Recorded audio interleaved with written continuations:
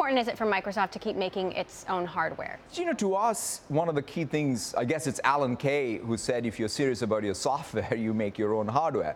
I think there's some truth to it. And the reality is we will always invest in hardware to create new categories. So would you ever make a phone again? And under what conditions? I mean, one of the things that we've sort of said multiple times is, look, at this point, what is needed is for us to not be obsessed about categories that are well served.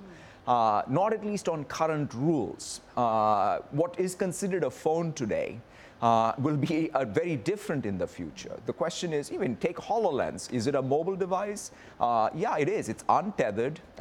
It's battery powered. You wear it on your eyes. What is the future of those kinds of devices? So to me, for Microsoft will always be in this end-to-end computing experiences business. But our goal is to invent categories and reinvent categories. You talk about 3 big strategic bets for the future in your book: mixed reality, AI, quantum computing. On the issue of AI, are you at all concerned that Google or Facebook or Amazon or Apple could outpace Microsoft on AI and then become dominant in AI, this AI future that we keep hearing about? To me, what is Microsoft's approach will be all around how do we take AI. Today it's a little perverse in the sense that everybody says, oh, look at me, how cool I am because of the AI capability. That's not how Microsoft approaches any problem. It's not about any parlor trick of ours and our prowess that we celebrate. The most important thing to us is, are we democratizing so that every customer of ours can build their own AI? Because if we really are going to have this 4th industrial revolution, we better figure out a way to democratize it so that every company, whether it's a small nonprofit or a large multinational, can use AI in the context of their endeavor. That's kind of what we want to do. Is Elon Musk right to be warning about the dangers of AI, whether it's the military applications or otherwise?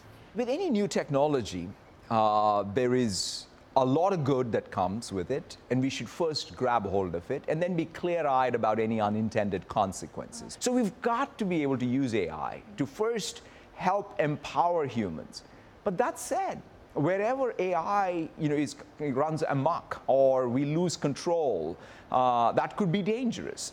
And so I think the first responsibility we have, instead of thinking that that's going to happen, let us encode or enshrine a set of design principles. So I think that we shouldn't abdicate our responsibility. Like good user experience, there is such a thing called good AI.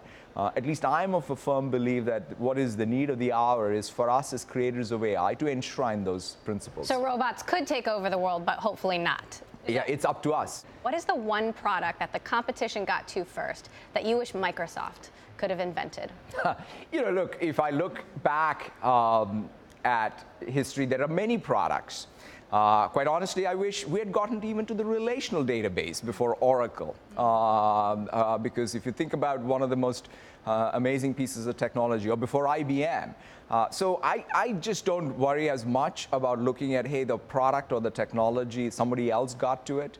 The question is, are we able to go back to that sense of purpose that we have of what we can do with the technology, however novel and new it is? It has to be something that fits with our identity. As I said, even if somebody else gets to a quantum computer first, what are they going to do with it versus what we're going to do with it is going to be probably very different. You now build many of your products for several different operating systems. So given that, what is the future importance of Windows to the Microsoft future in general? Windows, there's billion users of Windows. 300 million PCs got sold last year. And it continues to be a very significant part of what we do, but it's not the only part. I think that's the change for us, which is we now have a much more diverse, robust business. We have Xbox and gaming, which, by the way, spans both PC gaming and the console gaming. We have more than 55 million Xbox Live subscribers. We have the Windows business. We obviously have our Office 365 services that are part of it. We have LinkedIn. We have Dynamics 365. We have Azure and our hybrid infrastructure. So Microsoft, in that sense, is a much more diversified portfolio with linkages between them. That's, I think, how we're going to keep going forward.